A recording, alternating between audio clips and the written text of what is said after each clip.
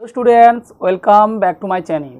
এই পর্বে আমরা WBHA মাধ্যমিক মক টেস্ট পেপার্স 2021 এর মাধ্যমিক সাজেশনস অংশের MCQ পার্টের পরিমিতি আলোচনা করব।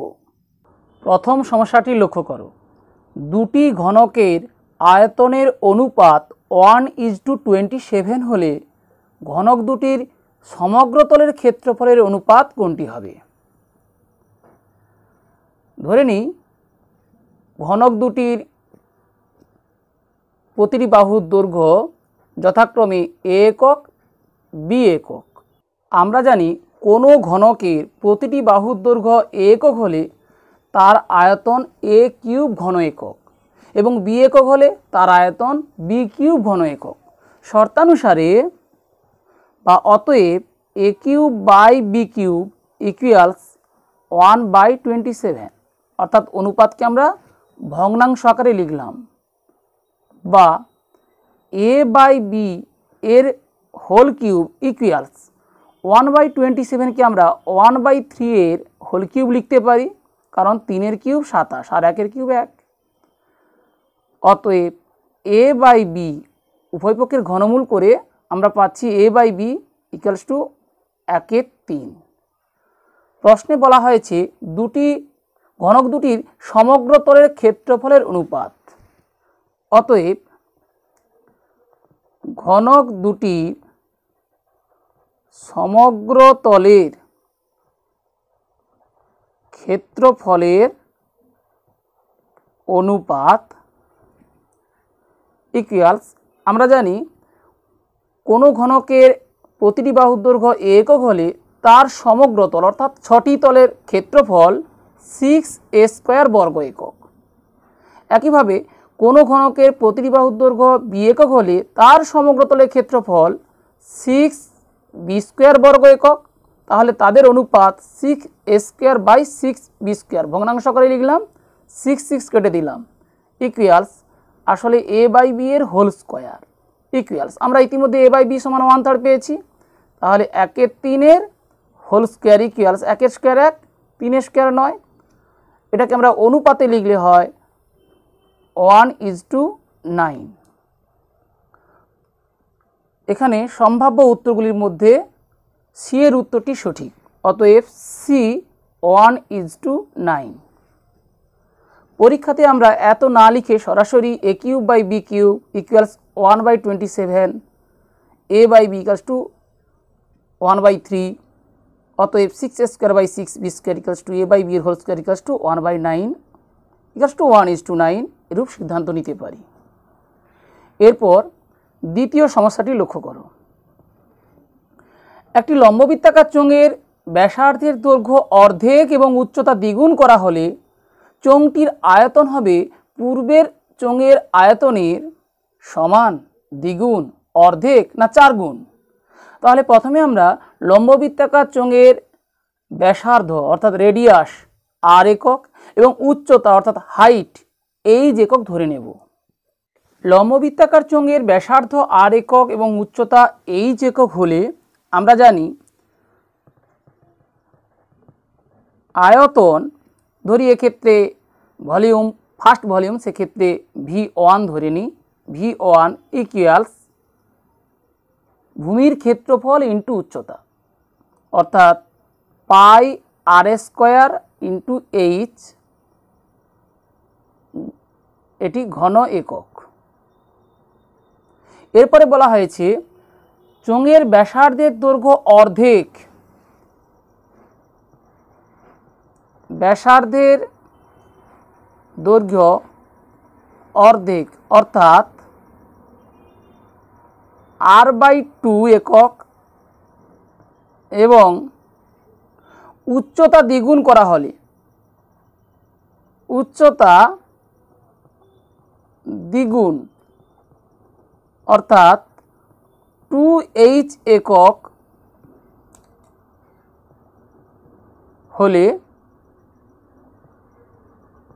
আয়তন, এক্ষেত্রে আয়তন V2 ধরে নিই, V2 অর্থাৎ ভলিউম 2 ইকুয়ালস, তাহলে একইভাবে ভূমির ক্ষেত্রফল ইন্টু উচ্চতা πr² h, পাই এক্ষেত্রে আর বাই 2 এর whole square into H, height এক্ষেত্রে 2h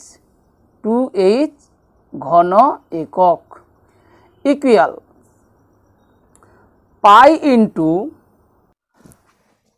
R square by 4 into 2h ঘন একক। তাহলে 2 ইন্টু 2 ইকুয়ালস টু 4 হয়, equals pi R square H by 2 বা পাই আর স্কোয়ার এইচ ইন্টু 1/2 একক ঘন একক ইকুয়ালস আমরা লিখতে পারি পাই আর স্কোয়ার এইচ আসলে v1 অর্থাৎ v1 ইন্টু 1/2 বা v1/2। তাহলে আমরা দেখলাম শেষ আয়তন v2 প্রথম আয়তনের বা পূর্বের আয়তনের অর্ধেক, কারণ পূর্বের আয়তন v1 ইন্টু 1/2 অর্থাৎ v1 এর অর্ধেক, অর্থাৎ এক্ষেত্রে অপশান সি হবে সঠিক উত্তর, অপশান সি অর্ধেক। তৃতীয় সমস্যাটি লক্ষ্য করো, 2r একক দৈর্ঘ্যের ব্যাসার্ধ বিশিষ্ট নিরেট গোলকের আয়তন। আমরা জানি কোনো গোলকের ব্যাসার্ধ r একক হলে তার আয়তন 4/3 পাই r কিউব ঘন একক। এখানে নিরেট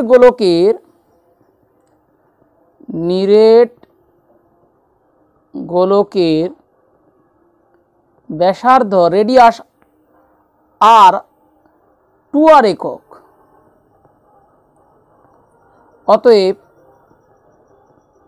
আয়তন সমান 4/3 গুণ পাই, পাইয়ের স্থূলমান আমরা 22-এর 7 ধরি, কিন্তু সম্ভাব্য উত্তরগুলির প্রতিটিতে যেহেতু পাই আছে সুতরাং আমরা 22-এর 7 বসাবো না, পাই ইন্টু আর এর কিউব বা ব্যাসার্ধের কিউব, এখানে ব্যাসার্ধ 2r একক সুতরাং 2r এর হোল কিউব ঘন একক equals 4/3 into pi into 2r এর হোল কিউব অর্থাৎ 2 এর কিউব ইন্টু r এর কিউব, 2 এর কিউব 2 ইন্টু 2 ইন্টু 2 8 r এর কিউব ঘন একক ইকুয়ালস, তাহলে 8 4 32 অর্থাৎ 32 পাই r এর কিউব বাই 3 ঘন একক, অর্থাৎ এক্ষেত্রে অপশান এ সঠিক উত্তর, অপশান এ 32 পাই r এর কিউব বাই 3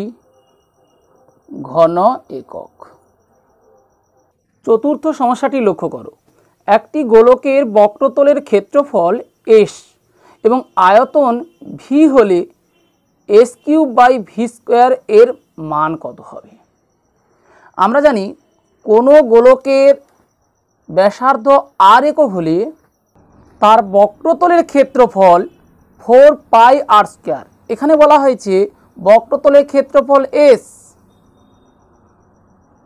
বক্রতলের ক্ষেত্রফল 4πr² বর্গ একক, এবং আমরা জানি তার আয়তন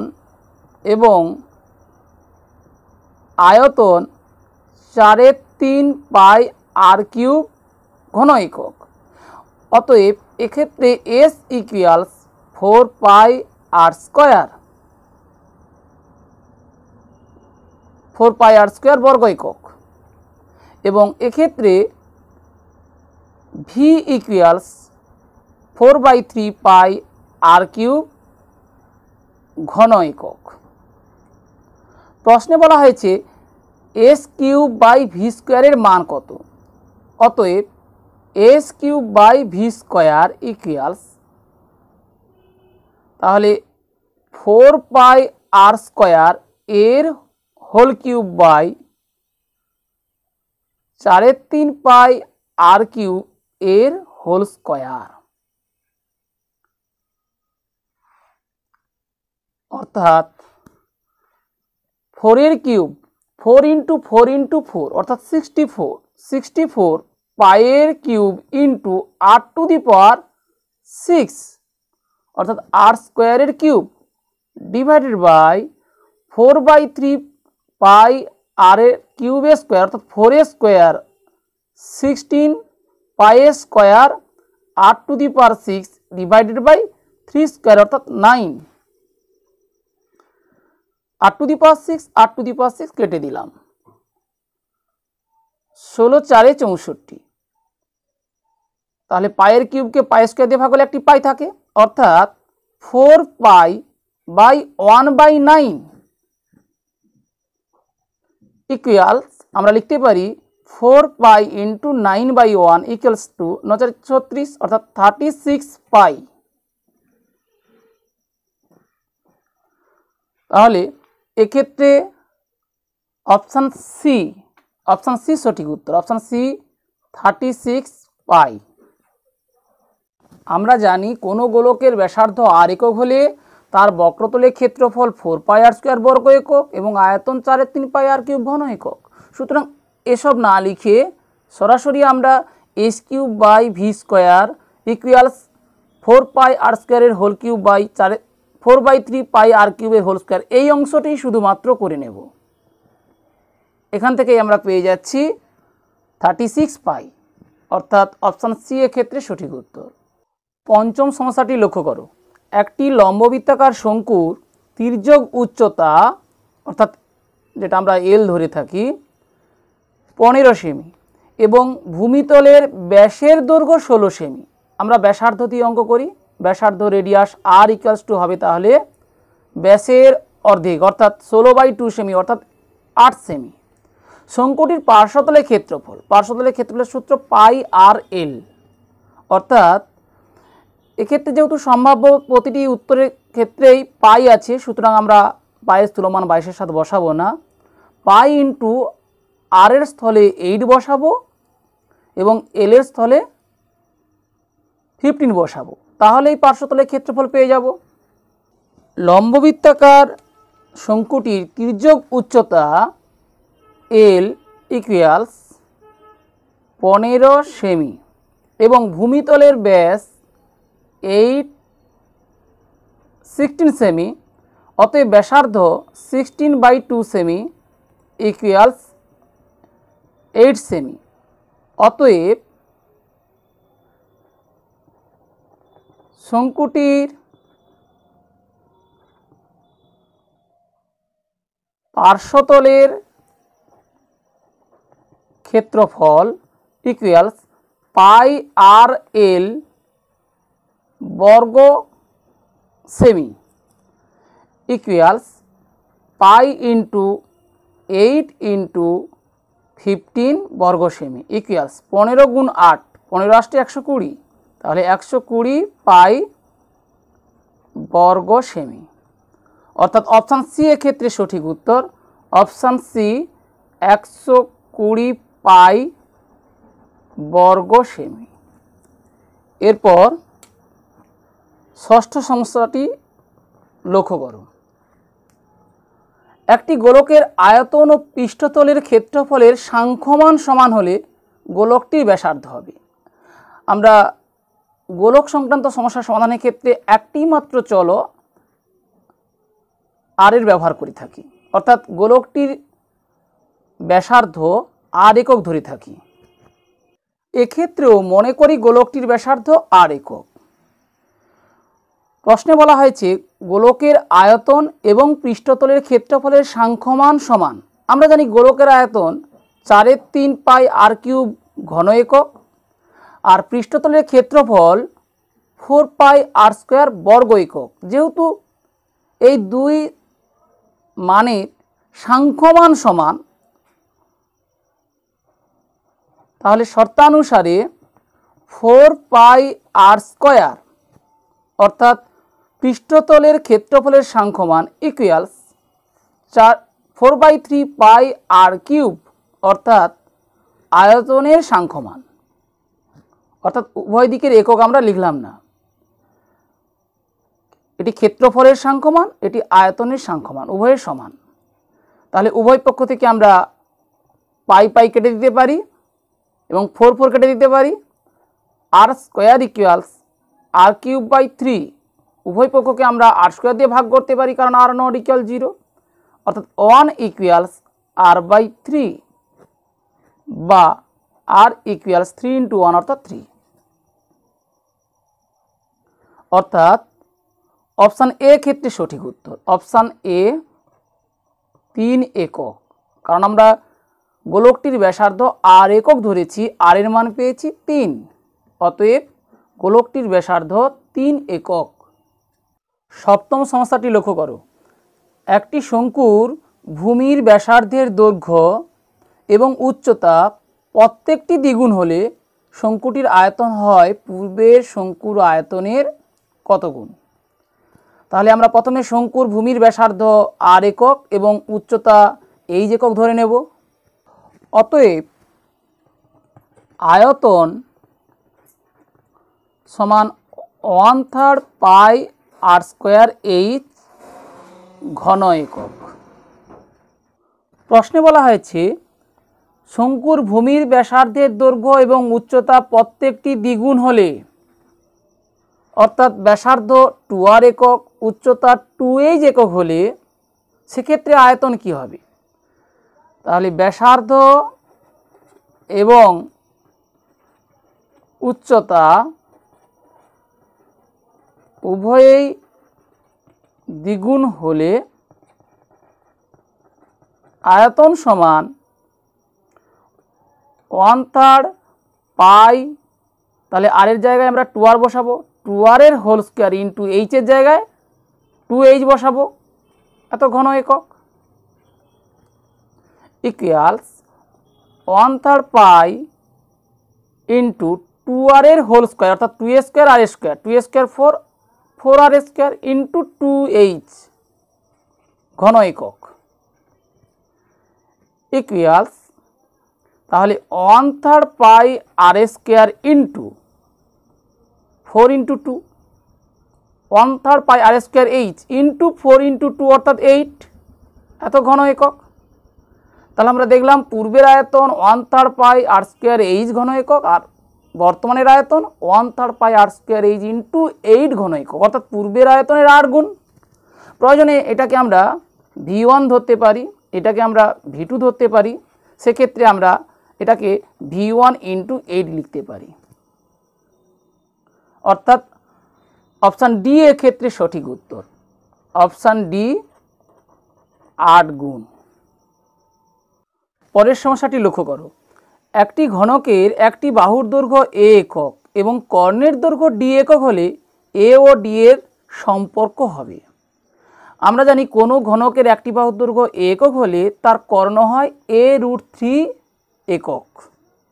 প্রশ্নে বলা হয়েছে একটি বাহুর দৈর্ঘ্য এ একক এবং কর্ণের দৈর্ঘ্য ডি একক, অতএব ডি ইকুয়ালস, তাহলে কর্ণের দৈর্ঘ্য a√3 অথবা √3 ইন্টু এ, অর্থাৎ ডি ইকুয়ালস √3 ইন্টু এ। অপশান বি এর ক্ষেত্রে সঠিক উত্তর। অপশান বি √3 ইন্টু এ ইকুয়ালস ডি। এরপর শেষের সমস্যাটি লক্ষ্য করো। 2√6 সেমি বাহু বিশিষ্ট দুটি ঘনক পাশাপাশি রাখলে উৎপন্ন আয়তঘনকটির কর্ণের দৈর্ঘ্য হবে। ধরি এটি একটি ঘনক যার প্রতিটি বাহুর দৈর্ঘ্য 2√6 সেমি। এর পাশে যদি আরেকটি ঘনক রাখা হয় তাহলে সেক্ষেত্রে যে আয়তঘনকটি তৈরি হবে তার দৈর্ঘ্য হবে 2√6 এর দ্বিগুণ, অর্থাৎ 4√6 সেমি। উচ্চতা একই থাকবে অর্থাৎ 2√6 সেমি, আর প্রস্থও একই থাকবে 2√6 সেমি, শুধুমাত্র দৈর্ঘ্য পাল্টে যাবে 4√6 সেমি। তাহলে কর্ণের দৈর্ঘ্য কি হবে? কর্ণের দৈর্ঘ্য হবে, আমরা জানি কর্ণের দৈর্ঘ্য ইকুয়ালস স্কোয়ার রুট অফ দৈর্ঘ্য স্কোয়ার প্লাস প্রস্থ স্কোয়ার প্লাস উচ্চতা স্কোয়ার, অর্থাৎ 4√6 whole square plus 2√6 whole square plus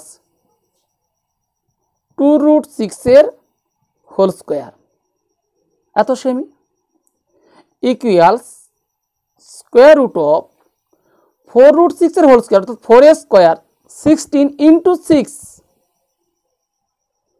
16×6 = 96 যোগ 2√6 হোল স্কোয়ার 2 স্কোয়ার 4 তাহলে 4 ইন্টু 6 অর্থাৎ 24 প্লাস একইভাবে 24 বর্গমূল চিহ্নের মধ্যে থাকবে এত সেমি, এককটি হবে সেমি কারণ কর্ণ লেন্থকে বোঝাচ্ছে। ইকুয়ালস 96 যোগ 24 মানে 120 যোগ 24 144 সেমি। স্কোয়ার রুট অফ 144 আসলে 12, কারণ আমরা জানি 144 বর্গমূল 12, তাহলে 12 সেমি। অর্থাৎ এক্ষেত্রে অপশান ডি সঠিক উত্তর, অপশান ডি 12 সেমি। অর্থাৎ দুটি ঘনককে পাশাপাশি রাখা হয়েছে, সেক্ষেত্রে দৈর্ঘ্য দ্বিগুণ হয়ে গেছে কিন্তু প্রস্থ এবং উচ্চতা একই আছে।